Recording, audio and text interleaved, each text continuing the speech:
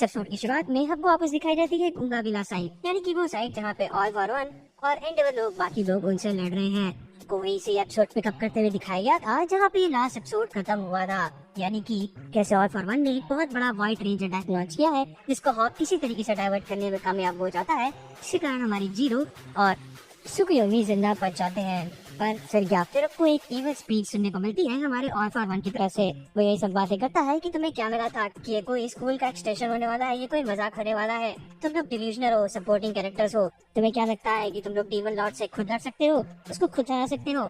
हम ये देखते हैं कि जीरो का एक कान उड़ चुका है, यानी कि वो जो एम्प्लीफिकेशन अटैक करती है अब वो पहले से आधा पावरफुल है। इसके अलावा सुकियोमी को भी थोड़ी बहुत चोट तो आई होती ही है। वैसे उसका नेम फुमिकागे है, मतलब हीरो नेम फुमिकागे है, और अब से हम लोग उसको फुमिकागे नाम से ही एड्रेस करेंगे। फिर आता है इंट्रो, और इंट्रो आने के बाद हमको जीरो की बातें सुनाई दी जाती है। जीरो यानी कि वो हेडफोन वाली गर्ल, वो कहती है कि तुमने क्या कहा फियर, स्ट्रेंथ, वीकनेस और स्पेशल होने के बारे में। मुझे इन सब बातों से कोई फर्क नहीं पड़ता है, मुझे सिर्फ एक बात से फर्क पड़ता है, और वो बात ये है कि तुमने मेरे दोस्तों को, मेरे क्लासमेट्स को रुलाया है। फिर आपको दिखाया जाता है अयामा टेकू, उन्होंने कितना ज्यादा सफर किया है और उसी सफरेंस में, उसी दुख में ये लोग भी शामिल हैं, क्योंकि फाइनली ये लोग एक ही क्लास का पार्ट है, तो एक ही परिवार का पार्ट भी है। फिर जीरो यूज करती है अपना अटैक हार्डवेयर सराउंड, और उस अटैक से एक सेकंड के लिए हमारा ऑल फॉर वन रुक ही जाता है। फिर वो कहने लगता है कि मोटिवेशन हो, स्ट्रेंथ हो, कुछ भी हो, ये एक तरीके से वीकनेस ही है। मतलब इसका मैं पर्सपेक्टिव आपको ऐसे समझा सकता हूँ कि आपको सुबह 4 बजे उठने का मोटिवेशन भले है, पर जिस दिन मोटिवेशन चला जाएगा उस दिन तो आपके पास स्ट्रेंथ नहीं बचेगी। तो मोटिवेशन भी एक तरीके की वीकनेस ही है। वो कहता है कि अटैक बहुत ज्यादा वीक है उसके लेवल के लिए।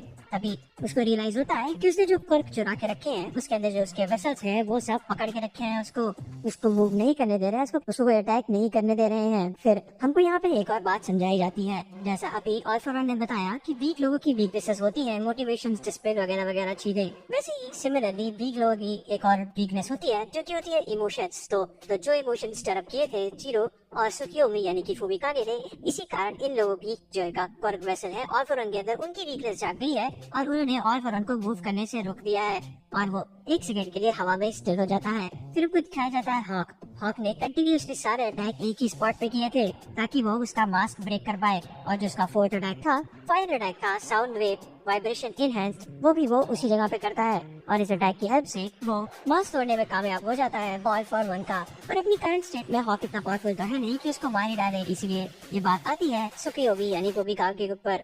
तो फुमिकागे यूज करता है रैग्नारॉक फ्लीटिंग ब्लो, जिससे वो एक बहुत बड़ा सा स्मैश डिलीवर करता है और फाइनली डैमेज देने में कामयाब हो जाता है ऑल फॉर वन को। फिर हॉक वापस लौटता है अपने एक और अटैक के साथ। फिर हमको एक और बार ऑल फॉर वन का पर्सपेक्टिव बताया जाता है। ऑल फॉर वन बोल रहा होता है कि उसको पता है कि इसको पिछला वाला अटैक डॉज करना चाहिए था, पर जैसे उसे बताया कि वीक लोगों की वीकनेस के कारण ये डॉज नहीं कर पाया है। जब से उसके सेंसरी ऑर्गन्स चले गए हैं, तब से वो वाइब्रेशन या फिर इंफ्रारेड सेंस करने वाले क्वार्ट्ज खोज रहा होता है ताकि वो बाकी लोगों से भी बेटर देख सके, बेटर समझ सके, बेटर खेल सके, ये सके वो सके। पर और वो at the end of the day है तो डीमन लॉर्ड ही, इसीलिए वो बाकी सारे क्वार्क वेसल को पकड़ता है, अपने आप को कंट्रोल में लाता है और वापस अटैक लॉन्च करता है सबके ऊपर। तब तक हमको दिखाया जाता है एंडेवर, जो कि बाकी सब लोग की शील्ड बनते हुए आगे आ जाता है, और इसी चक्कर में उसका एक हाथ गायब हो जाता है।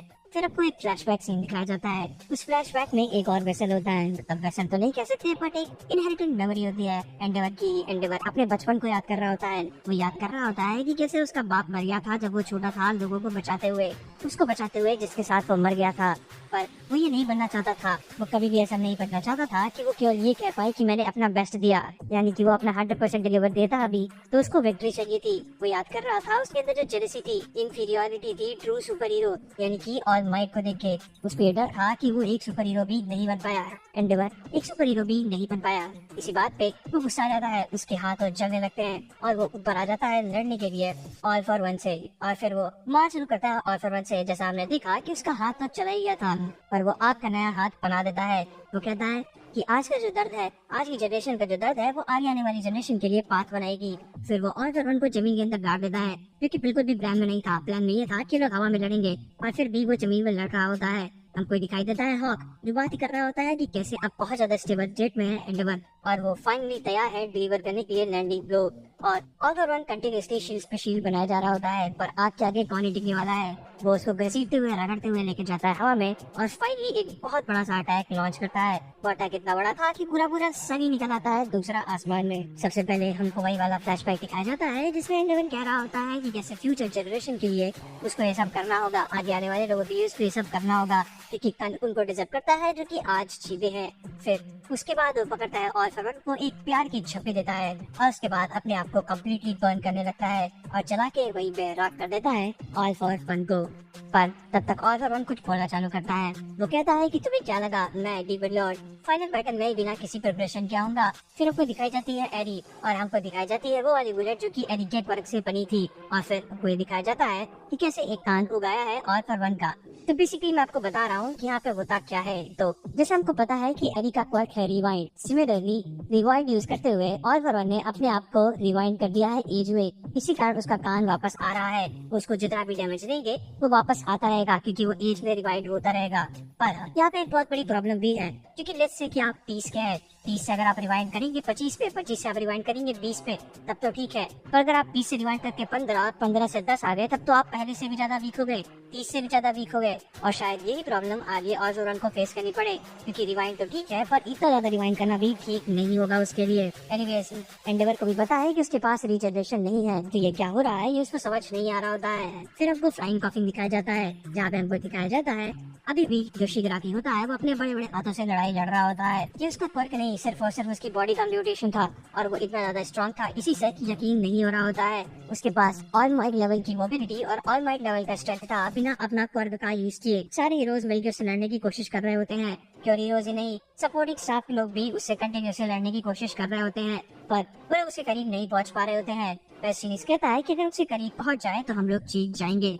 तभी आपको दिखाया जाता है बाकुगो जो कि यूज करता है सप्रेसिव हेवी मोबाइल यूनिट स्ट्रेफ पैंजर, जो कि बेसिकली एक नया डिवाइस है जो कि इसको हेल्प करने वाला है उसके अटैक्स को और बेटर करने में। जैसा कि हमको पता है कि जितना ज्यादा स्वेट करता है बाकुगो उतना ज्यादा वो स्ट्रॉन्ग होता है। तो बेसिकली ऐसी कंडीशन जहाँ पे उसको कंटिन्यूसली भागना पड़े, दौड़ना पड़े, वो उसके लिए और भी ज्यादा अच्छी है क्योंकि तब वो और ज्यादा स्वेट करेगा और भी पावरफुल अटैक लॉन्च कर पाएगा।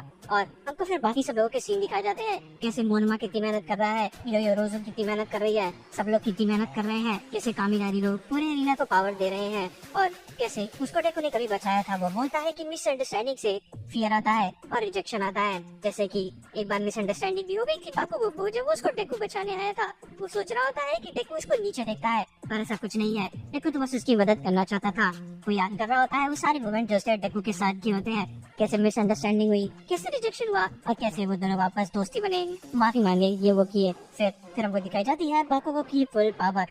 काफी टाइम के बाद वो इतना ज्यादा पावरफुल हो रहा होता है, वो कंटिन्यूसली बॉम्ब पे बॉम्ब बरसाया जा रहा होता है और आगे बढ़ रहा होता है सारे हाथों को तोड़ते हुए, सारी म्यूटेशन को डिस्ट्रॉय करते हुए। पीछे से उसको बेस्ट भी देख रहा होता है जो कि बाकुगो को देख के बहुत ज्यादा इंप्रेस होता है और कहता है उसको ओरिजिनल नाम से उसके बुलाने लगता है जो कि कहता है great explosion murder God dynamite यानी कि बाकुगो। फिर सीन कट होता है और उनको बिजनेस स्टडीज के कुछ स्टूडेंट दिखाए जाते हैं जो कि सब कुछ रिकॉर्ड कर रहे होते हैं। उनका ये कहना होता है कि उनकी ड्यूटी है कि हीरोज को कवर करना, हीरोज को जीतते हुए कवर करना, हमको जीतते हुए कवर करना, क्योंकि वही लोग कनेक्ट करते हैं हीरोज को सोसाइटी से और इन रिटर्न सोसाइटी को प्रोटेक्ट करते हैं हीरोज। वो लोग तैयार थे इस जर्नी को एंड तक देखने के लिए। फिर हमको बाकुगो दिखाया जाता है जो कि अपने सबसे पावरफुल अटैक यानी कि हार्वेजर इम्पैक्ट यूज करता है। सबको डर होता है कि ऐसा ना हो कि कहीं पे बाकुगो अपना हार्वेजर इम्पैक्ट यूज करते ही ये दीवारें तोड़ दे। पर कामिनारी कहता है कि चिंता की कोई बात नहीं है। जब भी मैं खाना खाता हूँ तो बाकुगो कहता है कि अपना लेफ्ट हाथ टेबल के ऊपर रखो। इसका बस ये सिर्फ है कि वो छोटी छोटी बातों का बहुत ज्यादा ध्यान रखता है, तो आप इसलिए उसने बैरियर नहीं तोड़ा होगा। पर आपको यही दिखाया जाता है कि बैरियर नहीं टूटता है जबकि बहुत मैग्नीट्यूड पे डैमेज हो चुका होता है शिगराकी को और उसके हाथ के टुकड़े इधर उधर पड़े होते हैं। पर फॉर अ प्लॉट ट्विस्ट हमको दिखाया जाता है कि शिगराकी उसका हाथ पकड़ के खड़ा होता है और उसका हाथ तोड़ देता है। वो मजा लेने लगता है, वो कहता है कि क्या ये सबसे ज्यादा करीब है डेकू के, तब तो तुम लोग बहुत ज्यादा वीक हो।